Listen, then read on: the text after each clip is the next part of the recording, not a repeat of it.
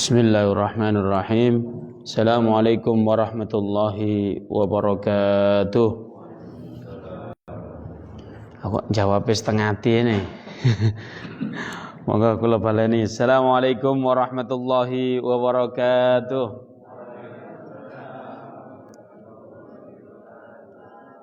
Alhamdulillah wa nusalli ala Rasulillah. Bismillahirrahmanirrahim. Alaihi natawakkal. Alhamdulillah. Kita senantiasa diberi nikmat oleh Allah Subhanahu wa Ta'ala. Kalau seandainya nikmat Allah itu kita hitung, seandainya pepohonan di dunia ini kita jadikan pena, terus lautan, air yang ada di darat dan di laut sana kita jadikan tintanya, maka sesungguhnya kita tidak cukup untuk menulis nikmat Allah. Karena apa? Nikmat Allah itu begitu luas, begitu banyak. Ojo nikmat sing ada-ada. Nikmat yang ada pada tubuh kita ini luar biasa. Kalau di depan ini ada kameramen ya, itu kalau kamera sing mahal itu ada zoom in, zoom out. Tapi kalau nikmat Allah, jenengan bangun tidur itu langsung autofokus. Oh, langsung ketok. Pemenang delok sing abang-abang kotak niku ya. Oh, tambah fokus mana? Ada lagi nikmat oleh Allah antara kuping niki letaknya proporsional. Lek letaknya seandainya enggak proporsional niku bingung. Contoh kuping dari gini. Ngomong, "Halo, yo." Wah, ngene enggak enak. Tapi Allah proporsional. Lah, telinga ini juga bisa membandingkan suara istri jenengan sama istri orang lain. Sehingga lek njeluk, "Yah, wis ketok iku gurung didelok niku," sini sudah tahu bahwasanya ini adalah istrinya. Oleh karena ini nikmat Allah, niku sik loro sing dibahas. Telu mawon pun, niki alis. Coba saman kero ae. Gantengnya saman berkurang 60%. Oh, itu sik alis tok nih. Bagaimana kalau ada keringat bisa ditahan? Itu baru nikmat alis dan lain sebagainya. Oleh karena itu nikmat Allah begitu banyak sehingga pagi ini saya mengajak para bapak-bapak dan ibu-ibu setidaknya kita mengucapkan syukur dengan cara mengucapkan alhamdulillah. Monggo sareng-sareng. Alhamdulillahi rabbil alamin. Kemudian salawat dan salam kita haturkan kepada junjungan kita, yaitu Nabi besar Muhammad sallallahu alaihi wasallam. Sebab beliau ini adalah satu-satunya insan yang kita harapkan syafaatnya kelak di yaumil qiyamah. Kita nanti di padang mahsyar, setelah Al-Qur'an nyafaati, setelah orang muslim nyafaati, titik terakhir syafaat yang paling mujarab adalah syafaatnya Kanjeng Nabi. Lek dihitung-hitung pahala kita itu gak sepiro. Ustaz, saya ini sudah ngamal banyak. Saya ini sudah setiap hari istiqomah, sholat berjamaah di sini. Setiap taklim gak tahu bolos. Apa meneh aku bontotku paling akeh dhewe. Nah, seandainya gitu. Tetapi kalau ditimbang belum tentu itu timbangannya berat. Karena apa? Di akhir zaman ini banyak orang beramal tetapi dia lupa meniatkan karena Allah Subhanahu wa taala. Maka caranya apa? Di pagi ini satu saya mengajak kalau beramal ucapkan bismillahirrahmanirrahim. Kula niat talabul ilmi, kula niat pados ilmu krono jenengan ya Allah. Maka dapat sertifikat amal. Kalau sudah begitu berat, timbangannya berat tetapi nanti lebih bagus lagi mendapatkan syafaat dari Rasulullah. Dan Rasulullah ini akan memberi syafaat tentunya yang dipilih oleh Rasulullah. Kira-kira jenengan contoh ngeten ae. Lek ana wong wedok ayu tapi megelno di ati, jenengan pilih gawe istri napa mboten? Lho kok gak jawab iki? Mboten jelas e. Lah Rasulullah kate ngekeki syafaat lan jenengan iki mboten cinta kok ten Kanjeng Nabi. Bukti cinta kita kepada baginda Nabi salah satunya di antaranya kita sering mengucapkan Allahumma sholli ala sayyidina Muhammad. Sebab para ulama mengatakan alamatul hub huwa adzikr. Ciri-ciri orang yang cinta, Ciri-ciri wong sing kegandrungan itu adalah sering zikir, sering ngucapne. Contoh, kula cinta mbek bojo kula, ya sing diceritakno bojone dhewe, aja bojone tanggane. Ben ceramah, tanggaku iku bojone wayu. Lho iku kaya-kaya ya seneng bojone tangga. Tapi alhamdulillah kula gak keperucutan, Pak ya. Sing diceritakno bojone dhewe. Oleh karena itu, kita bentuk apresiasi kita, cinta kita kepada baginda Nabi. Pagi ini kita mengucapkan Allahumma sholli ala sayyidina Muhammad. Baik. Hari ini kita insya Allah akan mengkaji hadis 2 karena antara hadis 1 dengan satunya itu berkaitan. Hadis nomor berapa? Ini tetap di bab sabar. Loh, bab sabar ini sampai pinten iki? Sampai 41 nggih sik bab sabar. Jene-jene bab sabar ya kudu sabar. Ya hadise lek gak salah sampai 49. Lah ini hadis yang ke-37 sama 38 insyaallah akan kita baca. Monggo walaupun pelan-pelan sing penting kita memahami.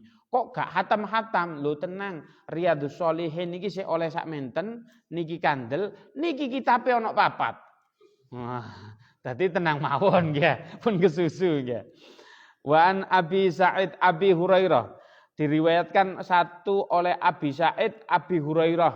Berarti mbahnya bapaknya Abu Hurairah kali Abu Hurairah sekalian begitu nggih.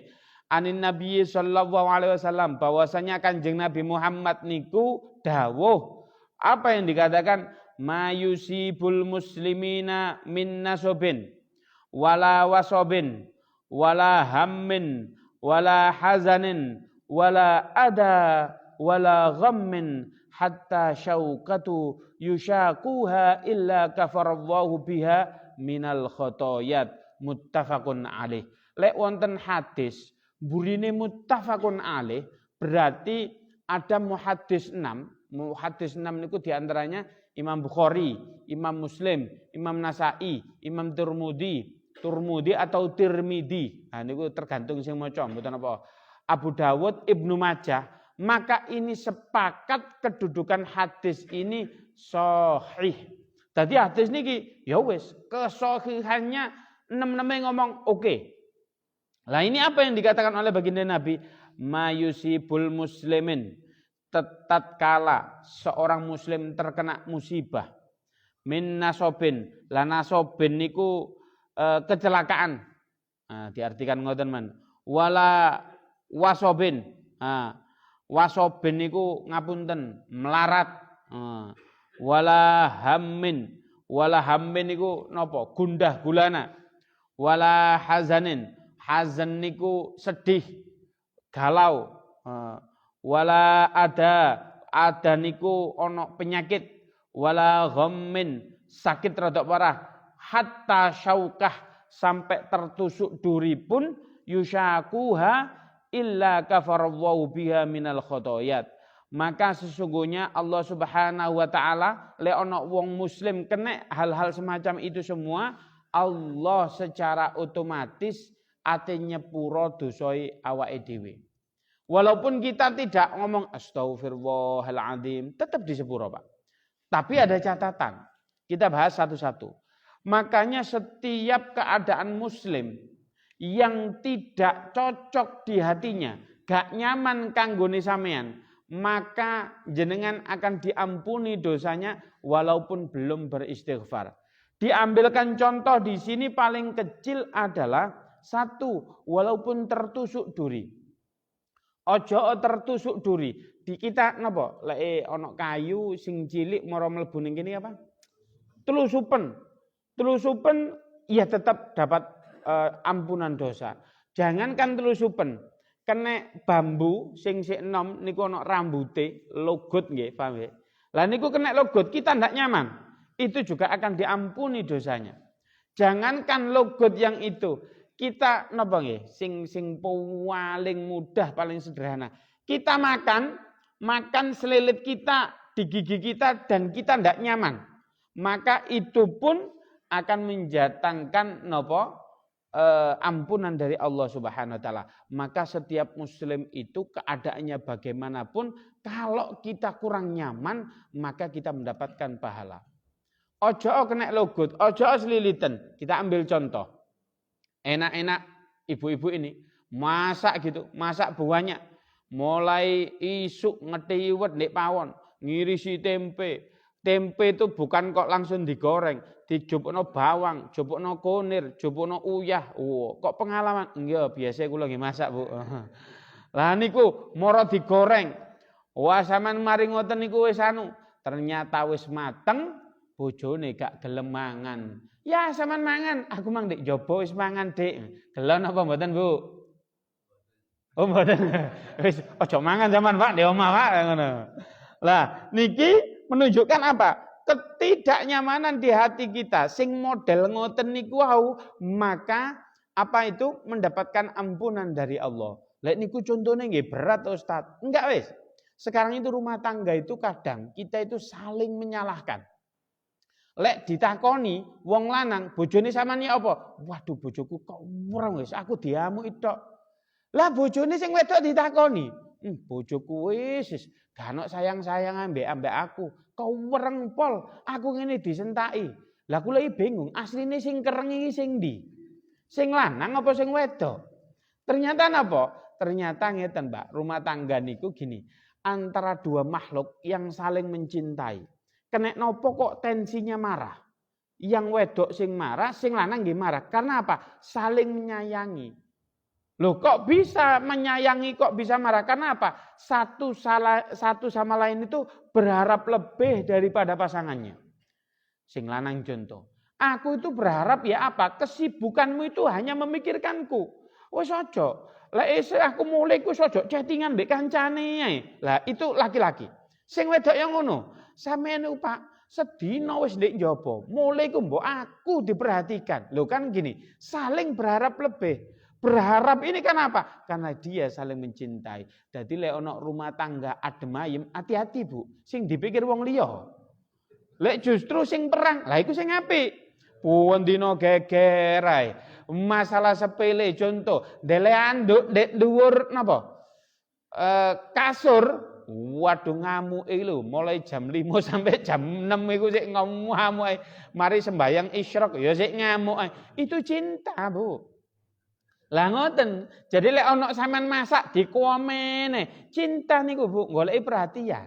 Dadi napa? Pun kuatir. Ada keadaan semacam itu jenengan tidak nyaman sedikit, maka Allah otomatis niku ngeten.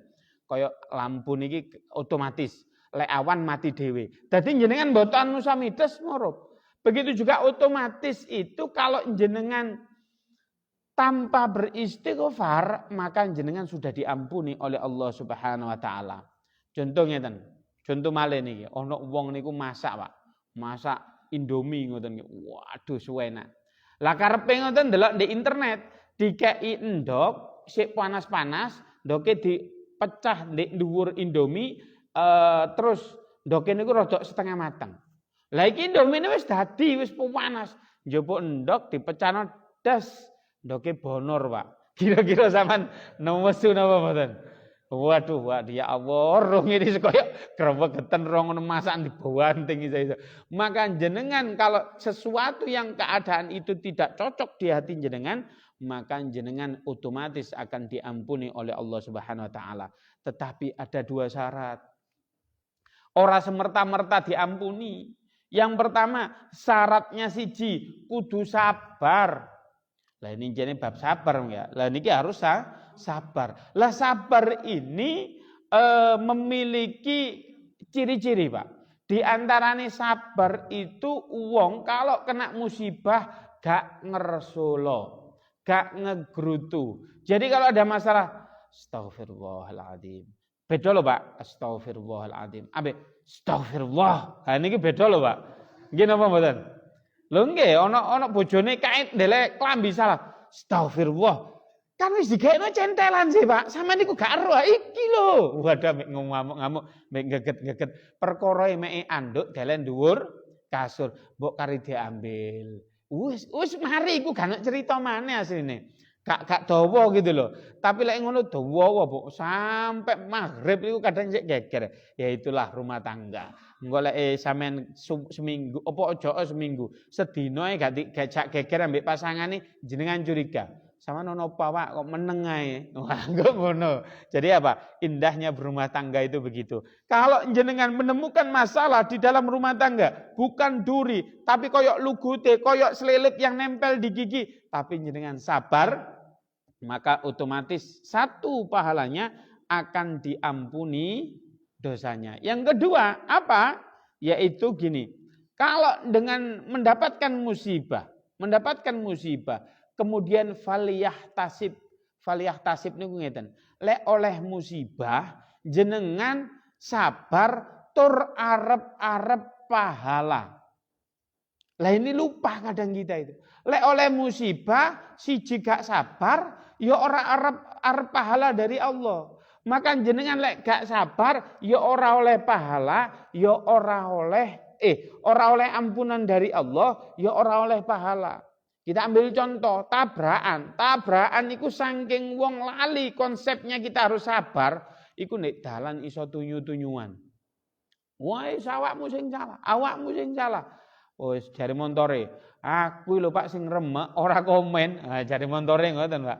Lah sing duwe iku sampean gak melok remek, aku ya sampean geger ae. Maka kalau kita sabar sesungguhnya Masya Allah, ini mungkin musibah dari Allah. Ya sudah, ini saya akan diampuni dosanya. Ya Allah, berikanlah saya pahala atas musibah ini. Lu enak, Pak. Kira-kira ngeten. Pahala niku sae napa mboten? Sae nggih. Jenengan kira-kira golek pahala iku kan sorong nggih. Golek pahala ngeten iki wis, jenengan kudu tangi, sing beto bontot, masake kudu mulai mambengi. Ya, iku kan sorong ya. Masak ya ambek bondoe ya mau golek dhisik. Berarti rentetannya panjang. Bangun gawe alarm ngene apa segala macam. Iku golek pahala, Pak. Tapi jenengan cukup sabar gak ngegrutu, iku wis oleh pahala tur diampuni dosae. Oleh karena itu lek oleh musibah ya sekali-kali ngucap alhamdulillah. Lho kok kendel men? Lho sampeyan iki lek oleh musibah maca napa? Alhamdulillah. Dadi ngeten, Pak. Lek oleh sesuatu tapi sesuai ekspektasi kita. Ekspektasi kan biasanya sing enak-enak nggih. Contoh ngeten. Aku nang masjid ya ora taklim tok ya oleh panganan. Nah ngoten. Ya ora kok panganan tan, ya oleh kopi Arab barang. Niki ndamel Pak kopine. Wah, ndamel ngoten ya. Nah. Lek enggak cek diwakili lintune. Macain apa? Alhamdulillah. Lah ono keadaan sing gak sesuai ekspektasi. Ngaji teko paling isu. Ustate gak teko. Sing masak ya lali. Kopine ipoke ya pura-pura lali wonge. Ayo. Lah ngeten iki keadaan ngeten iki jenengan maca napa? Wasinalillah. Macain napa? Ternyata alhamdulillahi ala kulli halin. Ya Allah, aku tetap bersyukur kepada Engkau bagaimanapun keadaannya. Maka siji dosane diampuni, loro angsal pahala. Mek kita tidak boleh berharap sesuatu nopo dosa. Berharap sesuatu cek oleh pahala dari musibah. Ya Allah, jenengan paringi kula musibah. Ojo niku kemlinti ngoten jenenge. Wong kok njaluk di napa? Njaluk di adab. Oh jangan, njaluk diuji oleh Allah Subhanahu wa taala. Maka itu jangan. Nah, setiap muslim dalam mendapatkan musibah itu beda karakter. Ini sering saya sampaikan, tapi yang tidak masuk akan saya sampaikan lagi. Contohnya dong. Lek wong takwa iku ya sembayang, ya serawung ambek tangga, ya gelem sedekah. Wis apik wonge. Maka kalau dia mendapatkan musibah namanya diuji oleh Allah Subhanahu wa taala. Yang kedua, ana wong dhek ya sembayang, ya apik Pak sembayang, ya ngaji Pak, tapi ya maksiat. Maca kitab, mari ngono ndelok sing enggak ngono lho Pak, sing rada hot begitu. Lah, itu namanya napa? STMJ. Sholat jalan terus, maksiat juga jalan terus begitu ya.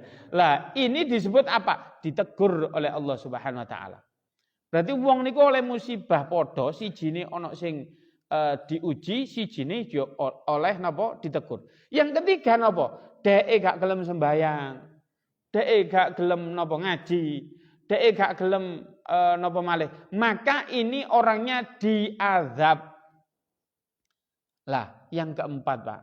Wonge gak sembayang, ngaji ora tahu, senengane pencitraan tok, nyumbang pisan Masya Allah, kongkon nyebutno sumbangan langgar ini gentenge tutuk haji sopo, didelek ndek ngarepe masjid. Wah, lek ana wong model ngeten iki, maka itu disebut lek wonge tetep gak apik tetapi dia napa? Dia niki napa?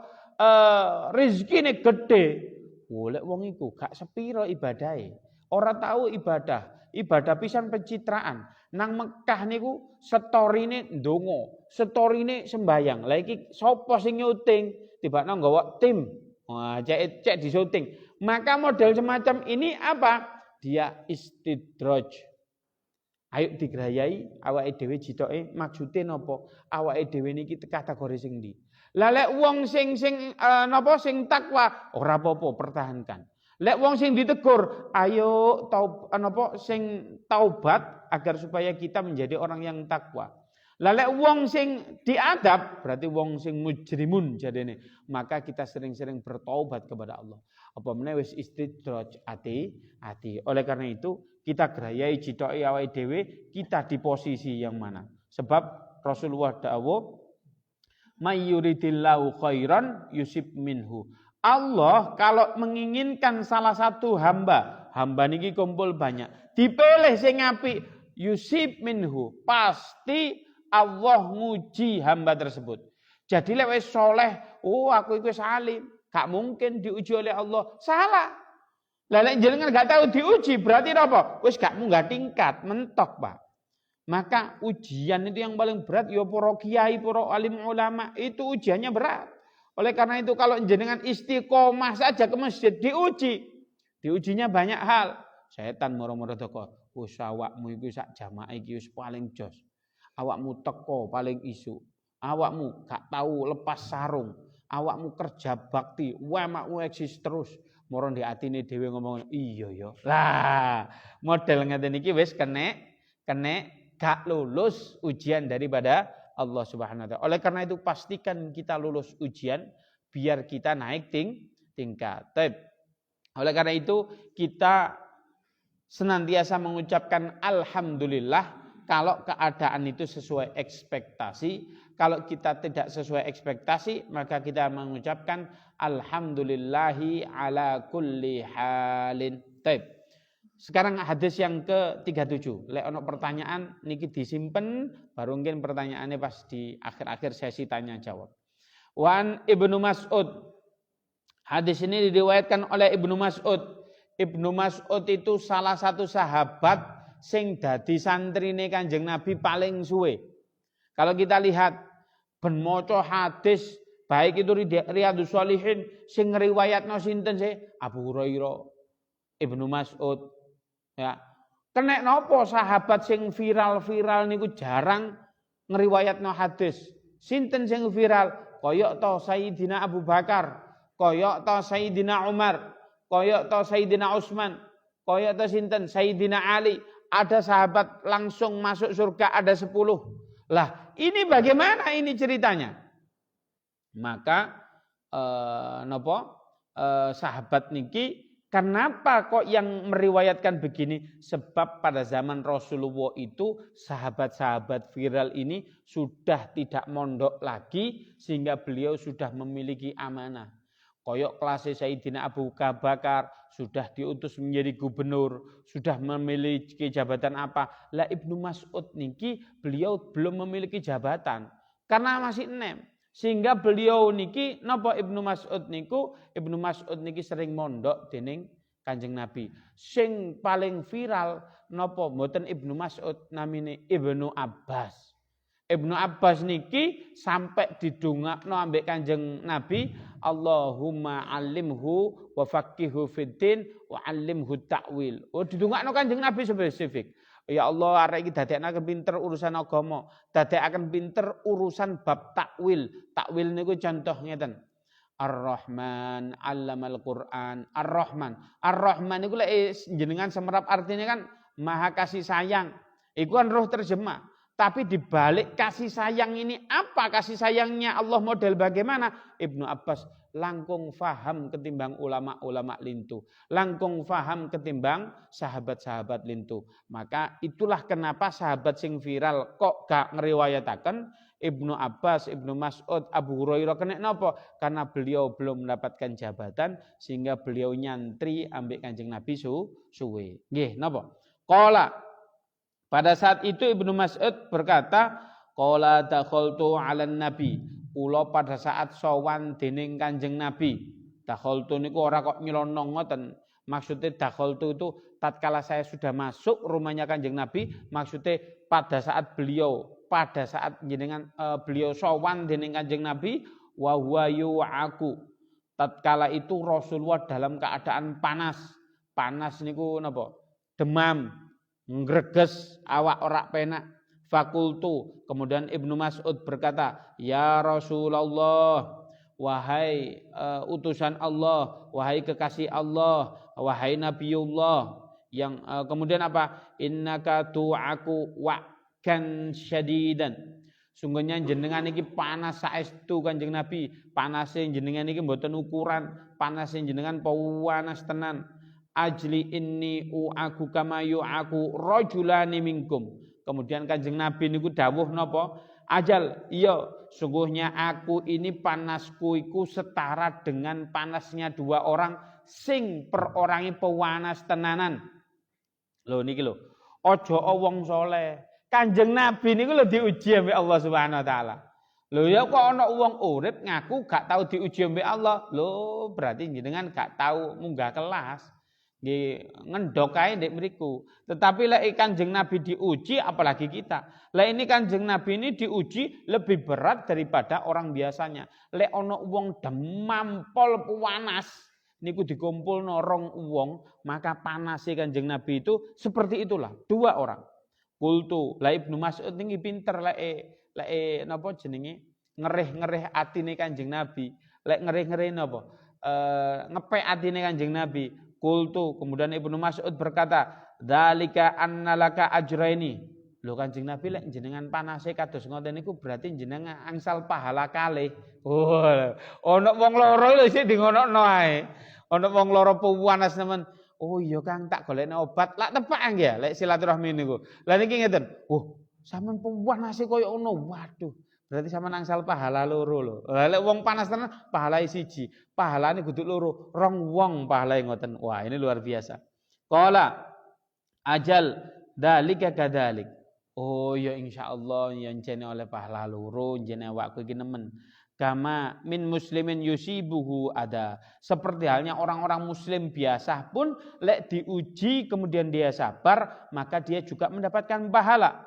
Syaukatun fama qauha illa kafarwa biha. Sampai dia tertusuk duri pun maka dia tetap mendapatkan bala. Wa khuttat anhu dunubahu kama tahuddu syajaratun waraqaha. Bahkan sampai napa? Digambarkan di sini kalau seseorang sabar atas kena duri tadi, maka dia diampuni dosanya. Lek Allah ngampuni koyok-koyok ana uwit duwe wit godhong garing. Munggo ana wit nggih ijo ngono. Ana godhonge garing. Garinge godhonge dianggap dosa. Maka lek jenengan lek wis sabar pada saat diuji oleh Allah langsung ditiup angin godhonge rontok. Maka jenengan lek duwe dosa gowedene model apa? Rontok karena jenengan sabar pada saat mendapatkan musibah. Saya ingin bercerita sedikit tentang sahsiah atau pribadi Kanjeng Nabi Muhammad SAW. Beliau itu rambutnya tidak lurus. Hal ini diceritakan di Asy-Syama'il Muhammadiyah. Jenengan lek kangen Kanjeng Nabi, jenengan waca kitab tumbas sing terjemah, jenengan lek kangen Kanjeng Nabi maca kitab niki mendalami betul bahwasanya bagaimana sih pribadi atau akhlaknya atau bentuknya Kanjeng Nabi, apapun tentang Kanjeng Nabi dikulas di situ. Nah, Kanjeng Nabi ini rambutnya tidak lurus. Tentunya nggih tidak keriting. Bagaimana ikal? Ikal ya ono lekuknya sedikit. Lah Rasulullah itu bukan orang yang paling tinggi di antara para sahabat, tapi tentunya bukan terpendek di antara para sahabat. Rasulullah itu bukan orang yang paling gemuk di antara para sahabat, tapi Rasulullah bukan wong sing paling kuru. Ya. Tetapi Rasulullah itu tatkala kumpul dengan para sahabat, sahabat sing tinggi-tinggi itu kalau di situ kumpul ada Rasulullah, maka kalau jenengan melihat memandang dari jauh, ngapunten, yang terlihat di situ Rasulullah. Loh, Rasulullah ngadeg ngenten iki kali sahabat sing luwih dhuwur, koyok-koyok Kanjeng Nabi niku nggih paling dhuwur. Kalau di situ ada Rasulullah yang ada sahabat paling gemuk, tapi di situ yang mencolok bagaimana? Walaupun Rasulullah tidak gemuk, maka di situ Rasulullah. Rasulullah itu perutnya sispek. Kutuk melenduk maksudnya, Pak. Lah sing melenduk itu gak nyunah iku, Pak. Rasulullah nyunah. Makanya lek ana wong guaya, wah aku iki sunnah, titik ngomongi sunnah iku sondo langit. Tapi lemu, agak pati nyunah, Pak. Untung awak wis guru iki. Aku wani ngomong ini ya wis mari diet. Lek saderenge gak wani. Lah, Rasulullah itu bagaimana SOP-nya? Kalau kita lihat, Rasulullah hijrah niku tahun pinten? Ada yang tahu? Ini pas bulan Muharram. Rasulullah itu hijrah tahun ke-7 setelah kenabian. Beliau menerima wahyu kenabian niku umur pinten? 40. Berarti kurang lebih 47 baru beliau hijrah. Di Mekah itu enggak ada peperangan. Maknanya dakwahnya masih disebut dakwah sirri, dakwah yang sembunyi-sembunyi. Baru beliau hijrah ke Madinah pada umur kurang lebih 47. Oh, kira-kira niki, tapi insya Allah kurang lebih segitu. Nah 47 Rasulullah nyampe di sana itu kok hijrah enak, Pak. Jenengan pas umroh, pas haji dari Mekah ke Madinah cuman 2 jam. Ini ku penak. Lah Rasulullah ini bagaimana hijrahnya? Ono dalan sing munggo sekarang dilewati tidak mungkin dilewati manusia. Itulah Kanjeng Nabi lewati mriku. Dari mana? Ini dari kira-kira kini Semarang, Pak. Itu jalan kaki beliau. Ya ono untoy, ya melaku maksudnya jalan darat biasa. Itu Rasulullah. Maknanya apa? Wong kalau kini Semarang kate mlaku mikir, Pak. Lah ini Rasulullah menunjukkan sehat. Nyampe di situ Rasulullah umur segitu, wong-wong kan wis ngomong, wah iki wis tuwek, wis umur. Ndak. 47 itu Rasulullah merasa masih muda. Buktinya apa? Inovasi pemikiran beliau masih berlian. Bagaimana tidak? Rasulullah setelah hijrah yang di situ bagaimana Rasulullah mampu menguasai, maksudnya menguasai orang kok kemarau, Pak. Rasulullah mampu di situ diangkat, dipilih oleh masyarakat menjadi pemimpin Madinah setelah setahun atau 6 bulan bahkan gak sampai 2 tahun. Nah Rasulullah di situ dipilih, padahal di situ bukan mayoritas Islam. Mayoritas ono Majusi, ono Nasrani, tapi Rasulullah dipilih. Maknanya apa? Baik wong kafir ambek wong muslim padha senenge ambek Kanjeng Nabi. Orang kok nyampe di situ dipimpin oleh Rasulullah. Rasulullah itu visioner.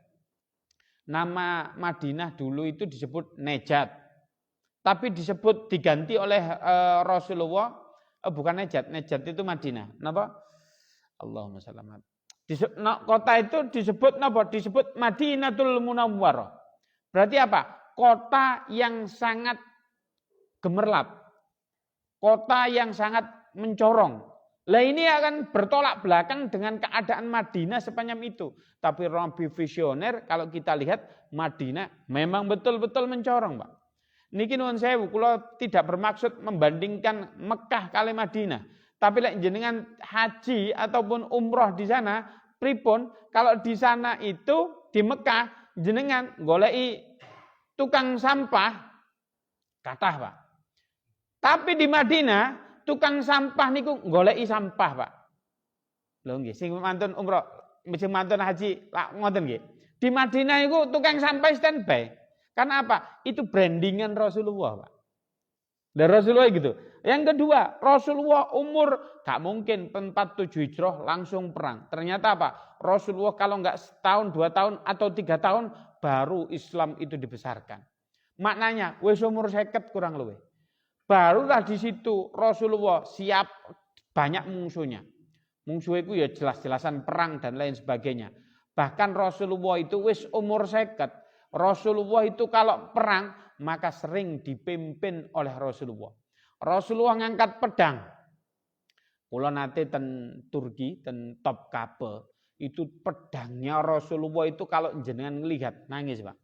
Maksudnya kan nangis itu ya apa? Ya Allah, Kanjeng Nabi lek urusan dakwah ngelihat perangnya, di situ ada batu zamrud, batu apa? Di pedangnya itu begitu.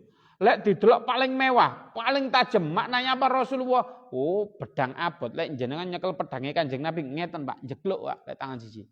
Karena apa? Rasulullah, oh ngeten, Pak. Karena apa? Rasulullah betul-betul fisiknya prima, umur 50 nih. Lah kalau kita lihat perangnya Rasulullah bukan setahun, 2 tahun, beberapa tahun ini, maka sampai beliau umur 55 tahun pun beliau senantiasa masih memimpin perang. Loh, Rasulullah itu sehat betul. Nah, saya ingin bertanya, siapa kira-kira yang bisa menjabarkan sedikit saja karakter Rasulullah? Ada yang tahu? Karakter Rasulullah. Lek niku kan secara fisik sampun kula detailkan sedikit. Siapakah kira-kira yang bisa menjabarkan bagaimana Rasulullah? Apa koyok Sayyidina Abu Bakar? Apakah kayak Sayyidina Umar? Apakah kayak Sayyidina Utsman? Apakah kayak Sayyidina Ali? Kira-kira ya napa Kanjeng Nabi niku? Wonge kalem, apa tegas, apa pinter, apa ya napa? Kira-kira jenengan pripun? Kira-kira Kanjeng Nabi sing ya napa? Kira-kira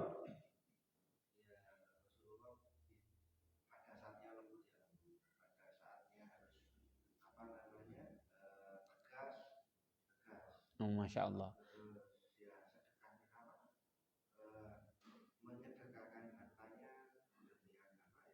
Masya Allah.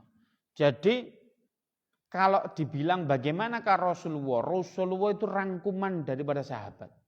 Ojo ngomong sahabat yang banyak itu. Sahabat 4 niki karakternya ngopi paste daripada Kanjeng Nabi. Kita ambil contoh Sayyidina Abu Bakar. Sayyidina Abu Bakar niki lak wong sogeh, tatkala ditinggal wafatnya Rasulullah, beliau menjadi gubernur, beliau hanya tukang dagang kain. Bahkan dagangannya ditinggal, beliau ini napa? Beliau itu hanya menjadi seorang khalifah yang tidak ada gaji pada saat itu. Tapi pada saat itu diusulkan oleh para rakyatnya, para sahabatnya, wes Sayyidina Abu Bakar itu dikasih gaji ya saja. Pada saat itu dikasih gaji, niki nuwun sewu. Bojone iku ngeten. Ya, boleh enggak? Iki awake dhewe kan ibaratnya wong Jawa, mangan tempe terus ae. Tempe niki tak ketok dadi separuh. Orang Rasulullah sing separuh, Pak. Niku tak simpen. Tapi begitu tempene duwike, dadi blonjone separuh. Ati sampean gawe apa? Lah engko lek wis nglompok, aku kepengin tuku daging. Bayang nih, istrinya Sayyidina Abu Bakar sing sugih, lah lek napa jenenge? Lek sedekah entek-entekan, itu mau pengen daging, niku ngomongi ngoten. Oh ya boleh. Setelah begitu semangat, Pak. Ternyata setelah itu ya saya izin kepada jenengan, ini duit gawe tuku daging wis siap. Napa jawabannya Sayyidina Abu Bakar? Jawabannya Sayyidina Abu Bakar ngeten. Boleh enggak? Ternyata kita itu hidup dapat gaji dari Baitul Mal, ternyata hidup kita itu model gawe tempe separuh wis cukup. Maksudnya pripun, Bang? Ya sing sampean calengi mah ayo dibalekno nang Baitul Mal. Duh, ya napa sih? Teko napa mboten jenengan iki? Sayyidina Abu Bakar ngoten. Sampai Sayyidina Abu Bakar suatu ketika ana wong, wah Sayyidina Abu Bakar iki kula dikai gaji sakmono, Baitul Mal ngekei 10 kali lipat, seluruh rakyatnya ridho. Wong-wong ini ku sae, mimpin ya sae. Suatu ketika dikai berkat, Pak. Dikai berkat isine ana daging. Sayyidina Abu Bakar niki jenengan dahar. Lah sampean oleh ndi? Kula ambek mangan kan Sayyidina Abu Bakar bismillah. Kula nggih dikeki wong. Oh alhamdulillah. Dikeki sapa? Dikeki Nasrani sing ndek mriku no. Mandeg Pak dek niku. Mandeg. Lah Nasrani iki sing ahli kitab napa mboten? Wong sing napa? Sing betul-betul dhek mengkaji kitabnya apa sing wong slondro? Nggih sing rada slondro Kanjeng Nabi. Apa yang dilakukan oleh Sayyidina Abu Bakar? Ngapunten. Dilotek Pak ambek mulutnya itu sama kayu sehingga apa? Sama tangannya beliau sendiri sehingga beliau sampai muntah dan muntahnya itu dipastikan apakah daging yang saya makan itu sudah keluar apa enggak. Itu baginda Sayyidina Abu Bakar modelnya begitu. Wong sogeh all-out buat Islam, kemudian apa? Beliau ngati-ngatinya kelasnya itu ingin bersama Rasulullah, begitulah pola hidupnya baginda Sayyidina Abu Bakar. Niku Sayyidina Abu Bakar. Sayyidina Umar, pun cerita dawa-dawa nih, kalau cerita didik-didik mah. Sayyidina Umar bagaimana? Beliau itu pendekar luar biasa yang tak terkalahkan. Pendekar yang tak terkalahkan. Napa ae lek encene gak trimo, wong kafir iku iso munggo contoh gini. Lek gak trimo tak anteni nek kono, ayo meneh. Lek kepingin bojomu dadi rondo. Lek ngomong mboten kok ayo tak jagelut, lek kepingin bojomu dadi rondo. Lho ngoten, Pak. Jawaduk wonge tegas. Saking tegase jin niku lho, Pak. Lek ana Sayyidina Umar melampah ngalih sak kilo, Pak. Bukan hanya tegas tapi imannya tercancap. Lho kok napa carane jin itu lho, lek gak imane gak kuat nggih wong niku contoh ngeten ya. Ana ndek pondok, Pak. Ndek pondok niku ana arek kesurupan, Pak. Kesurupan. Diruqyah mbek ustaze. Ngono ku jine ngomong ngene. Kon maca salah ae ngruqyah aku barang. Iku wacaanmu mahrote gak bener. Lho, ustaze di ngono. Ustaze kan wisin, Pak ya. Nyeluk ustaz lintune. Makanya kula kengen ngruqyah iki gak gelem. Golek setane malah metu tutuk kula ya isin dhewe kula niki. Sibakno sampean ustaz sing setanen. Waduh tak isin kula sampe sampean, Pak. Lah niku nyeluk ustaz sing senior. Waduh iki golek aku kena menen. Oh, ustaz sing paling senior diceluk. Wah. Aku iki gak kurang akal. Lah lek ustaz limo sing ndek kene gak iso. Lah aku ya izin dah wong aku ustaz senior ya. Waduh, golek akal iki. Yai pada saat itu masih berkholwat. Berkholwat itu bermunajat dengan Allah ndek sembayangane ngoten lah kasarane. Gak kurang akal. Kemudian apa? Ngambil sandale kiai. Dipoi-sui, Pak. Wah, meso aja fase-fase engko sampean tirokno aku iki. Mau wis sebab. Kon ngerti iki sandale sapa? Waras, Pak. Waras ini. Maknanya apa? Orang alim itu yang ditakuti jin bukan hanya orangnya. Sandale, serbane ono biyen niku ndek Madinah niku ono kebakaran pasar Madinah itu, Pak. Kemudian ada salah satu orang yang mewarisi serbanya Kanjeng Nabi. Mek ngeten tok, Pak, kabaran. Hei api, kon gak ngerti iki serbane sapa? Kon lek gak wedi terusno kobongan, mati, Pak. Pas napa jenenge? Geni ndek pasar Madinah. Itu kena serbane Kanjeng Nabi. Lah makane Sayyidina Abu Umar niki saking kuatnya iman beliau lek ono jin niku ono Sayyidina Umar ngalih, Pak. Timbangane aku dibeleh, timbangane aku apa ngalih, Pak. Karena saking auranya Sayyidina Umar. Taib. Sayyidina Utsman. Sayyidina Utsman niki ada yang tahu enggak kira-kira Sayyidina Utsman ini ono meneh Abdurrahman bin Auf, dua orang ini. Jenengan kalau diceritani Abdurrahman bin Auf atau Sayyidina Utsman, apa yang ada di benak pikiran jenengan? Miliarder kalau jenengan sugih ngoten lho. Itu salah, Pak. Informasi yang jenengan terima itu salah. Jadi Sayyidina Utsman itu mboten kaya, tapi kebangetan kayanya. Wong iku sugih kok nek tingkatane ngeten, sugih ya kaya. Yang kedua kaya banget. Yang ketiga itu kebangetan kayanya. Lho kok iso kebangetan kayanya? Kebangetan kayanya ini Sayyidina Utsman ini sampai sekarang hartanya itu masih ada. Bahkan zaman dulu harta beliau itu ada analisis Islam. Kalau dikruskan zaman sekarang, berapakah hartanya Sayyidina Utsman? Pinten kira-kira? 73.000 triliun. APBN Pak niki 2.000 triliun ya. Niki tong Indonesia dituku ambek Sayyidina Utsman Pak niku Pak. Lho saking sugih. Loh, bagaimana tidak ada kaya betul. Tapi Sayyidina Utsman niki ngeten Pak. Suatu tatkala Muharram diajak hijrah oleh Kanjeng Nabi. Sayyidina Utsman ini sanjange dingenekno ambek orang kafir Quraisy. Awakmu lek melok Muhammad, saya pastikan hartamu, keluargamu tak rampas. Oh, ngoten Pak. Jari Sayyidina Utsman, gak masalah. Dunyaku pek-pen. 73.000 triliun pek-pen. Oh, Pak, mikir, Pak. Tapi kalau kamu mau di sini, kamu ditinggal istrimu apa? Kamu kucarikan wanita manapun kamu boleh. Kamu di sini ku kasih jabatan, hartamu ku tambah. No, aku ikut Rasulullah sallallahu alaihi wasallam. Jenengan, contoh, wis Pak sampean ndek Malangai. Sampean omah sampean ndek kono wis ndek kene kan wis 3 Pak, tak tambahi 2 kas dadi 5. Alpat sampean kan wis 7 Pak, tak tambahi 3 kas dadi 10. Ndek ATM sampean kan 10 miliar Pak, tak tambahi 15 miliar. Ojo ngalih nang Semarang gitu. Ndek kene Pak. Ah, jenengan kira-kira lek sampean saiki sik ndek bojo tak tambahi 3 kas. Ah, ngono Pak. Kira-kira jenengan milih hijrah napa ten mriki? Gak jawab iki mikir iya ya nang kono blangsak gak diopo-opo ngoten ya. Lah kemudian Sayyidina Utsman ini bilang enggak. Tapi apa yang terjadi orang Muhajirin, orang Ansor. Muhajirin niku wong sing hijrah, Ansor niki wong sing napa? Sing menolong. Apa yang terjadi? Di sana itu gak nggawa apa-apa Sayyidina Utsman. Tapi Rasulullah itu mensaudarakan.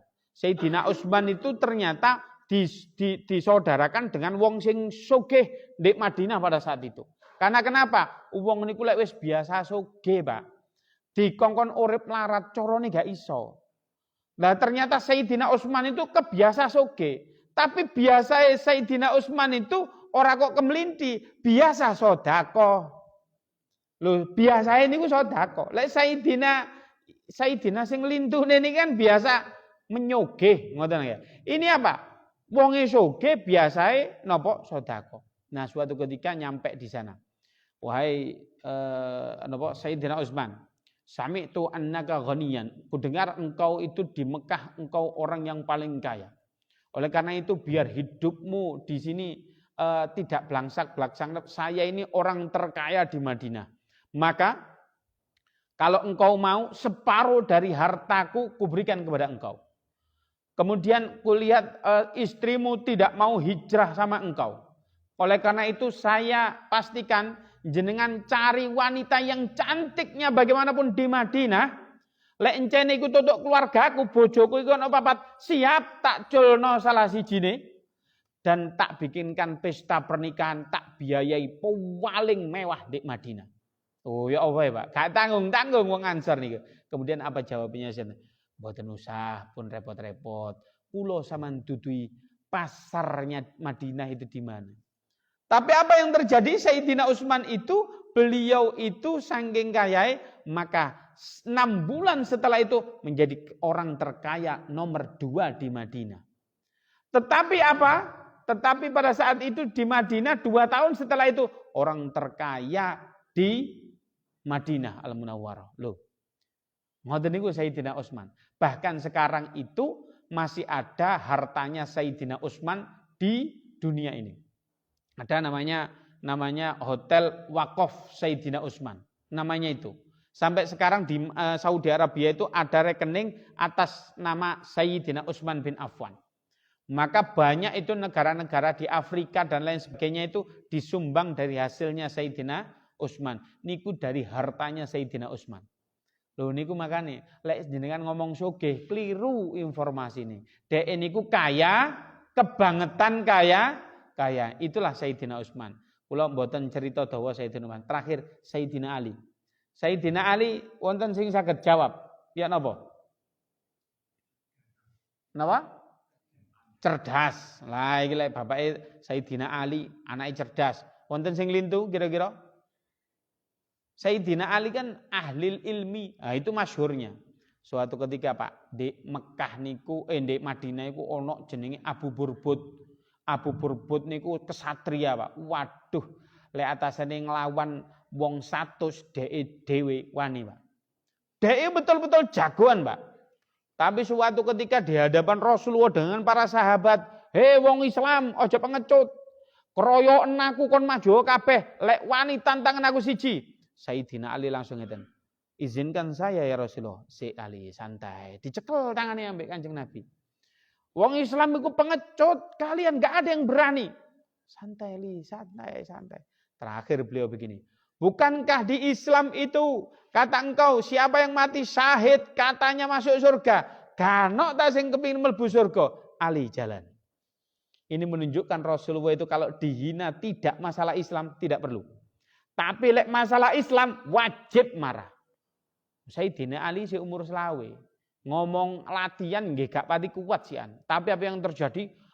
Waduh, sahabat iki wah Sayyidina Ali iki iso mati iki. Waduh, kau boleh bahkan perisainya itu terlihat sebentar nopo terbelah menjadi dua. Nopo nih tamenge Sayyidina Ali. Mati iki koyo Ali. Apa yang terjadi? Menjane Kanjeng Nabi ya semerap kalau kualitasnya Sayyidina Ali, tapi apa yang terjadi? Pada saat itu Sayyidina Ali keluar membawa kepalanya Abu Burbud. Menang Sayyidina Ali. Berarti apa? Sak jago-jagoane, kelasnya Sayyidina Ali sing gak diarani jagoan, Pak. Tapi bagaimana baginda Kanjeng Nabi?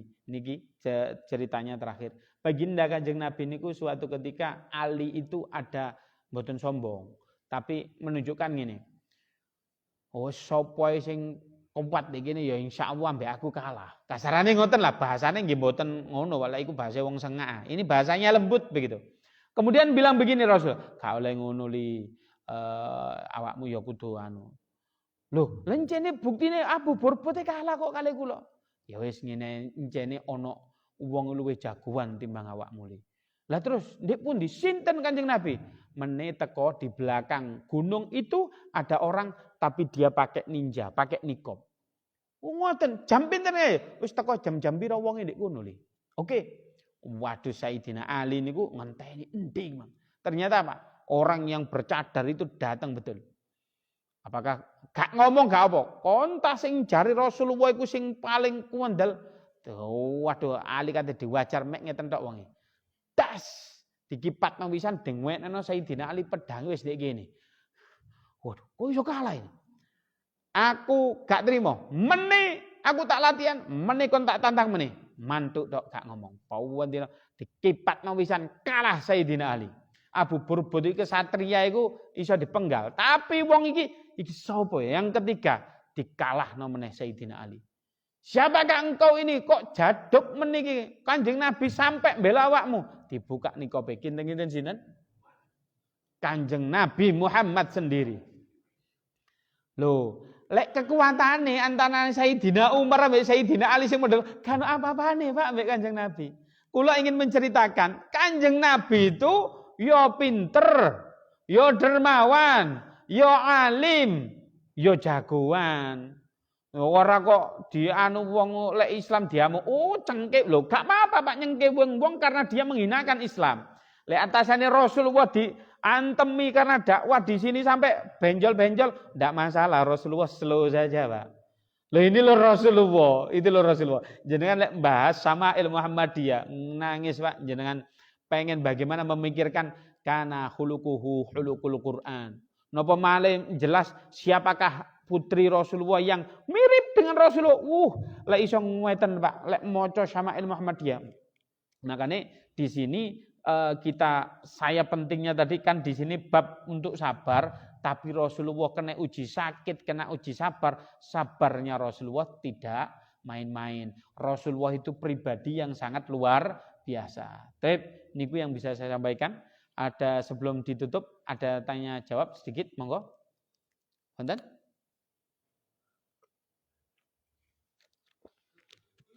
Oke, kita cukupkan. Niki mohon maaf lebih 7 menit daripada waktu yang biasanya kita itu. Tetapi sebelum kita ada makanan di situ kita akhiri majelis taklim kita ini sebelumnya kita nanti sholat isyraq bersama nggih. Maka kata Rasulullah sapa wae sing sholat subuh berjamaah kemudian duduk apalagi ini taklim kemudian sampai waktu isyraq disambung 2 rakaat sholat isyraq maka pahalanya disetarakan haji dan umroh tamatun. Ha niku nggih. Nggih niku mawon kula akhiri. Assalamualaikum warahmatullahi wabarakatuh.